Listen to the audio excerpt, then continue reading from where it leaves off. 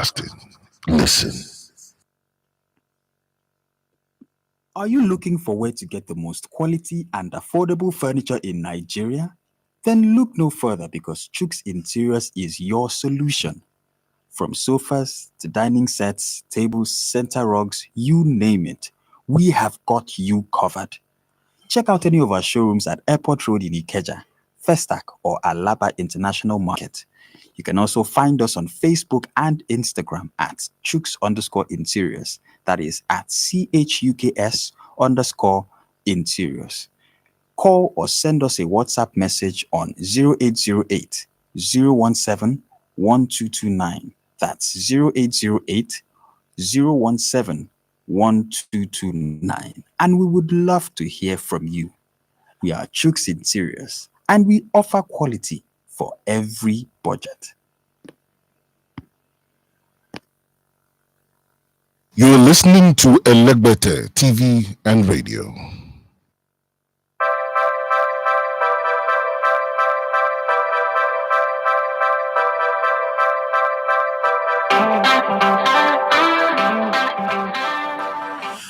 Good morning and welcome to the Sports Buffet on the Elegbete TV Radio. My name is Daffy Matthew Sevena. You love to call me the Elegbete One of Sports. Let us have 1 hour plus, 1 hour or plus of good football talk as we go on the show, the Sports Buffet. Whatever the topic you want us to talk about, you could throw in anything outside of it. Yesterday we saw 4 beautiful games.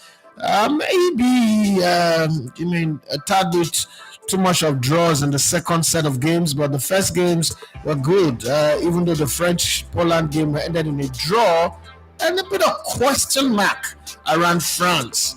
Leading up to this tournament, France was rated odds-on favorite, overwhelming favorite for this tournament. There is no argument about it. But at the end of the day, they beat a tad bit underwhelming, not as overwhelming as everybody expected them. Broken nose by Mbappe, Griezmann not grazing, Giroud, Dembele motion without movement, Bakola, beyond under the back road, just. I don't know, maybe I'm expecting too much. Like they always say that my standards are too high. Spain, Italy, defending champion. So you have Denmark, Serbia. England was the second odds-on favorite for this tournament, but unfortunately, they are really not. England have left a lot more to be desired, They've created a situation now where the conversation is around, should Southgate be fired? Who's the next manager of England? That's the conversation that the 3 games that they've played, 1-1 drawn to, have brought about. They're not playing well. They're not in rhythm. They're not in sync. They're just, you're playing against a low block team. The ball is more in your half than in the opposition half. Yesterday, it felt like that game had gone on for 10 hours. England still wouldn't have scored. They still wouldn't have attacked. They still wouldn't have troubled the Slovenia defense or the goalkeeper. I mean, you start asking questions. Is that what is really supposed to be? Peru, Canada in the Copa America. Everybody was hoping that Peru will para in this game and then do something, but Peru no para as they collected the red card, and Canada won in this game. Okay, so Copa America is really just Copa America, South America and North America coming together to play the Copa. But it was shocking for me. I don't know about you guys, but it was shocking for me to see that Canada beat Peru. I mean, I'm not saying that Peru is a great footballing nation, but that's not the point where Jonathan David scored a good goal. That's not the reason why a North American team will beat a South American team. I don't know what you think about it, but remember earlier on in the day, very, very wee hours of the day, Brazil and Costa Rica played a goalless draw.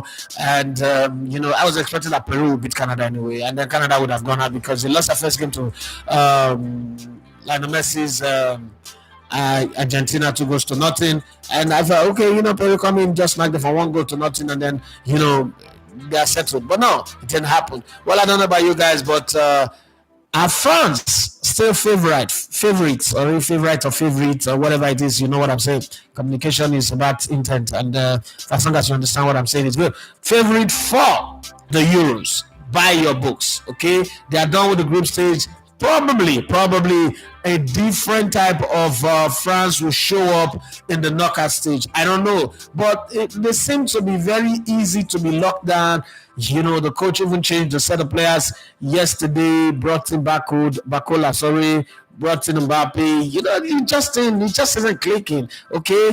And N'Golo Kante, yes, was good, but you could tell that he slowed down a bit and sometimes was wasteful with the ball. Turnover was not, was not transitioning properly the way you expect. And Austria beat Netherlands 3-2. Netherlands now have to wait, pray to God, do all the signs, go to the cross, and hope to God that things work in their favor as one of the best third place teams in this tournament. And you just look at yourself and say, how did we get here? Obviously, they are top right now. I think this best third place ranked team is selected by flag, because based on the flag, everybody in first, second, third have the same color of flag. The only other team that is there is Hungary. We'll see how they go. Eventually, they play 3 games. Slovakia needs a draw in the next game. If they win their next game, they even get out of this best third place team, and they go straight to qualify from their group. But we'll see how it goes. Netherlands have experienced every type of result in this tournament. They've lost, they've won, they've drawn. Okay, so we've seen them. They score 4 goals and concede 4 goals. So that team is not good. I mean, when you're coached by Ronald Koeman, I've not seen Ronald Koeman as a good coach at any point in his career, whether at Everton, Barcelona, anywhere. So I'm not expecting much. He's got a good crop of players, but just putting them together like Gareth Southgate can't seem to find a way, a system that works for them, and they are all struggling. Well, we'll see. It's Croatia that really surprised me in this tournament, scoring 3, conceding 6, and the way they came into this tournament, I really expected them to think that they lost only 1 game, but they're out of the tournament. They are separating for luck. That 2 points to take them to the next round. I don't know what kind of prayer that is, but hey, it is what it is. Sometimes you just expect the unexpected. Czech Republic can still make it if they win their next game. They could still make it there and find their way through, but that's going to happen. We would see. That's probably we'll find out later today. So it's up to you to tell me, how has the Euros been for you? As the standard, comparing to the AFCON, have the Euros met the standard that you expect? Remember, Czech Republic plays Turkey today. They win their game. They go to 4 points. The chances is a bit brighter. Slovakia beat Romania, for instance, today. They don't have to play press calculator anymore. They are safe. Argentina, don't forget, Argentina earlier today beat Chile 1-0. So they've scored 3 goals in this tournament, not considered a single one. That's the sweet part of the story. Lautaro Martinez now is on 2 goals in this tournament, as it took them up to the 88 minute. Chile have always been a very tough nut to crack for Argentina since time in Moriba. So it's not a new thing. It's not a new talk. But the thing is, they are going one step at a time, and the Argentines, they are not really, overwhelmingly destroying the opposition, dominating the opposition. But hey, for as long as you're not conceding, for as long as you're playing as a unit, well, I don't really mind. You can take it one step at a time. Later tonight by 11, Ecuador will be playing against Jamaica. We'll see how that goes. The pairing, the fixtures is just so good. The North American side are not playing against each other. They're pairing them against one South American team. Like that. Let's say it goes, and they're getting themselves beaten. They're getting themselves strapped and beaten. It's only Canada now. Canada beating Peru. Peru could not para. But in the Euros, you would have Slovakia playing against Romania, Ukraine. Surprise, who won their last game, will play against Belgium, and Czech Republic will play against Turkey, or Turkey as they are now called. Georgia will play against Portugal. Georgia and Turkey served us, Turkey gave us one of the best games of this tournament. Well, let's see if Georgia can do that against Portugal, but Portugal does look like they are too hot. Turkey, on the other hand, did match fixing against Portugal as they self-destruct and they destroy their own self with the way they play, their turnover, scoring own goals. That incredible own goal that defender scored. There's a whole lot in the name of no look pass. In the name of disguise pass, scored a very unique and beautiful own goal. But hey, whatever it is, we're here to talk about all of that and more. If you've got questions to ask, throw up the question. If you've got anything to say, and then there's the transfer stories and all that. That I'm about to hit right now. Tottenham are in the story today is on demand. Let's look at some of the transfer gist that is available, and then we'll come over to some of the things that you are putting on the comment section, and then we will see. Tottenham are interested in Crystal Palace 25-year-old England forward Eberichi. Is one is a forward, another is a midfielder, another is a wide man. Let's know where this man really plays, okay? And could look to activate a release clause in his contract. I think it's about 60 or 80 million, I don't know. Brighton are keen on Leicester 25-year-old English midfielder Kerman Dewsbury Hall, okay? We're not hearing stories about some Nigerian players like Kelechi Iheanacho, even though his contract is running out. We're also not hearing stories about Wilfred Ndidi. I think his contract is also running out, but we'll see anyway. Brighton are keen on Leicester's 25-year-old English midfielder Kerman Dewsbury Hall. Arsenal have inquired about signing PSV 21-year-old Belgian forward Johan Bakayoko. Yeah, Bayern Munich remain interested in 28-year-old Portugal midfielder João Paulinho, but are well short of Fulham's £60 million valuation. Aston Villa are considering a move for 25-year-old Sporting Lisbon winger Pedro Goncalves. This guy have been the talk of transfer every transfer window since he was 19, but he's still in Portugal. This push in advanced talk with 24-year-old English defender Ben Johnson over a free transfer when his West Ham contract expires. He's always moving for free. Okay, Manchester United have held talks with Juventus about signing Adrien Rabiot, but face competition from Arsenal. Arsenal will not sign him. This guy's name has been linked to Arsenal since Wenger up until now, since he was a baby. Okay, he's now 24.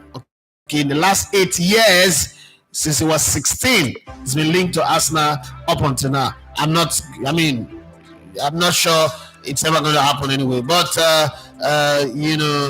it's 29. Sorry. No. What am I saying?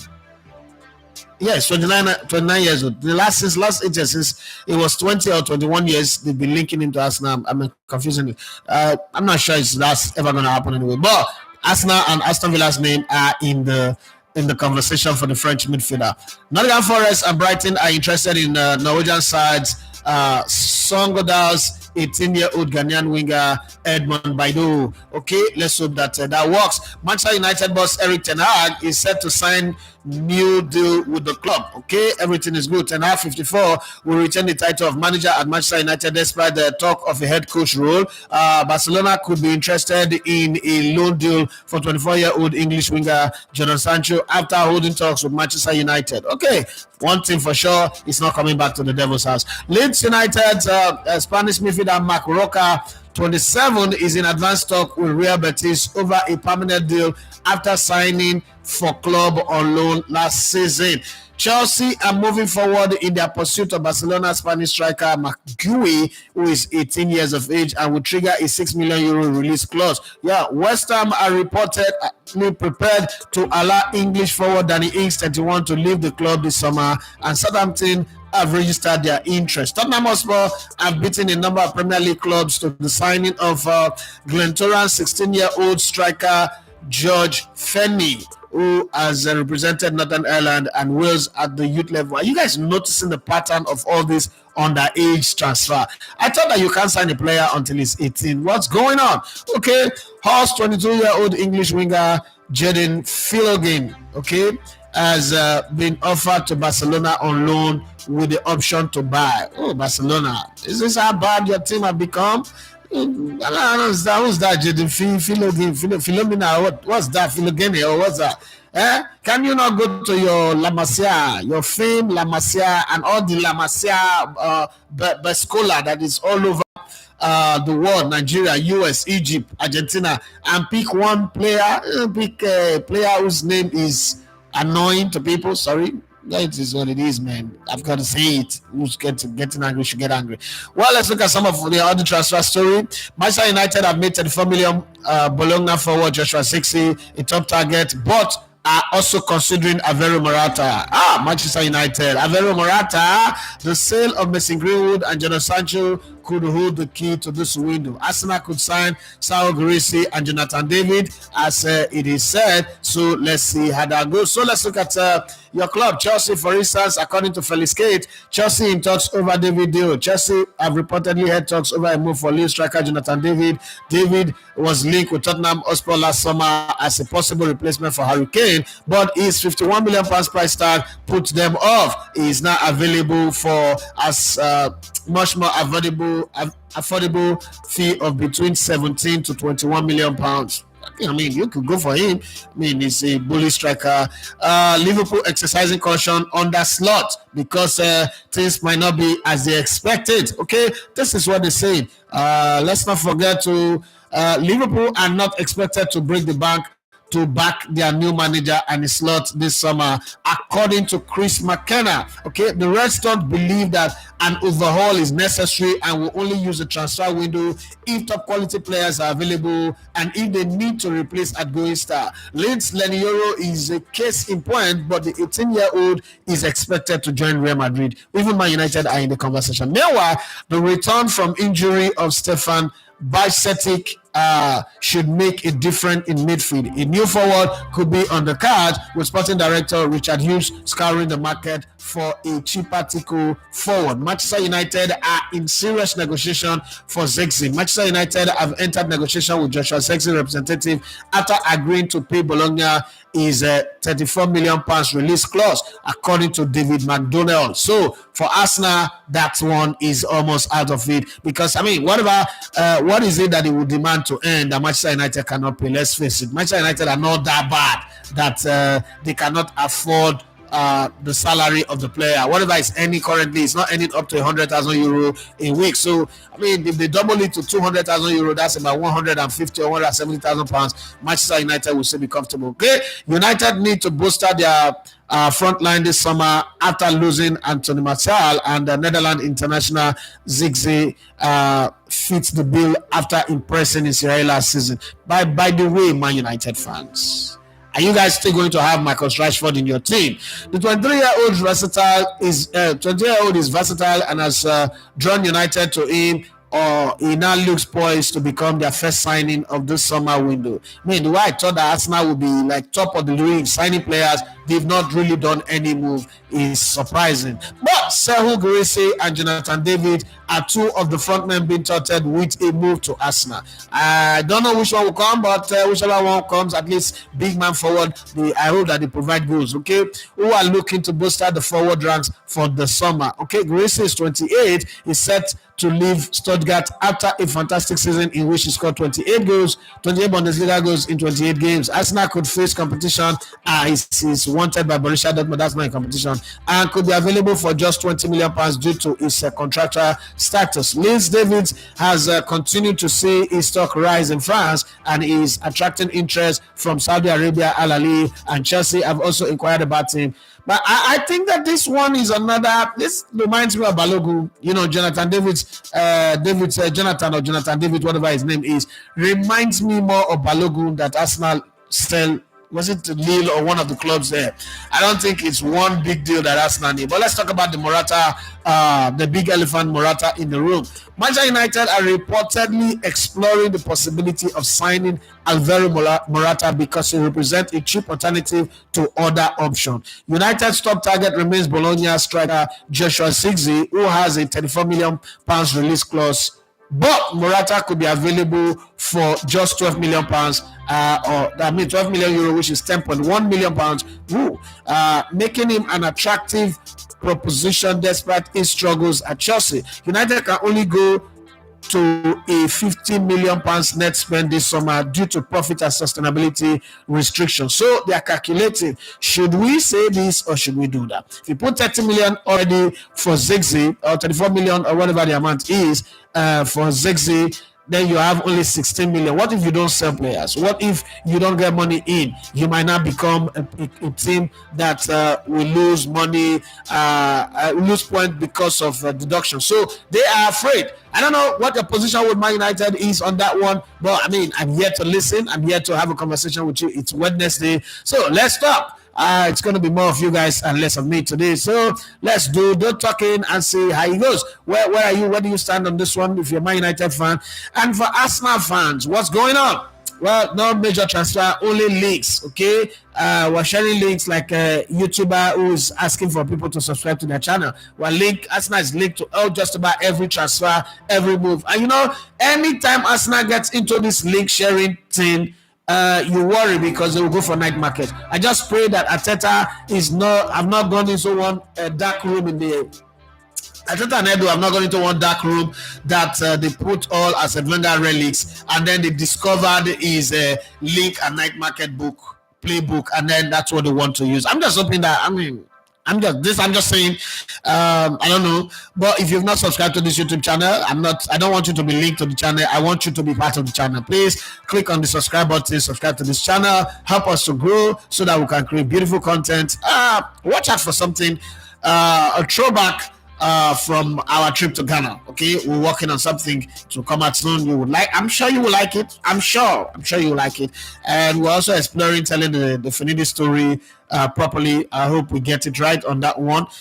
Sometimes you just have to take your time and really dig properly, get the right people to talk about it. But most times people don't even turn up the way you expect them to turn up. So you spend time, effort, money, traveling, pushing people around, and then you see the comments like, no, don't believe that. Delete it, producer. And that could be very, very sad, when you spend that much money, especially when you're not making money and you're spending money and then it just goes to waste. But hey, it is what it is. They say in business, you spend to get. And if you're watching this, please click on the like button. I don't understand. I don't know why you have to be begged and pleaded to. Please click on the like button. Like it's foreplay before we have sex. It is sweet enough for body. Click on the like button. They're not gonna kill you. It doesn't take anything away from you if you click the like button. But let's go to your comments. Today, I'm expecting to have more conversation with you guys, but it doesn't seem like that. If I'm looking at the comments in the comment section, seems like a lot of people are having pain in their hand. Nobody's commenting unless I'm not seeing the comment. Maybe you guys are commenting it in your mind, but it's not on the comment section. Lord Mayor Semingo Bros Brendo, France really they underperformed seriously. Michael Eleta say good morning, bros. Good morning to you. Some winners start slow and grow into tournament. Let's not be surprised. Those who won all group games may be knocked out in the round of 16. France may still go very far. Have any team won all their group games in this Euros?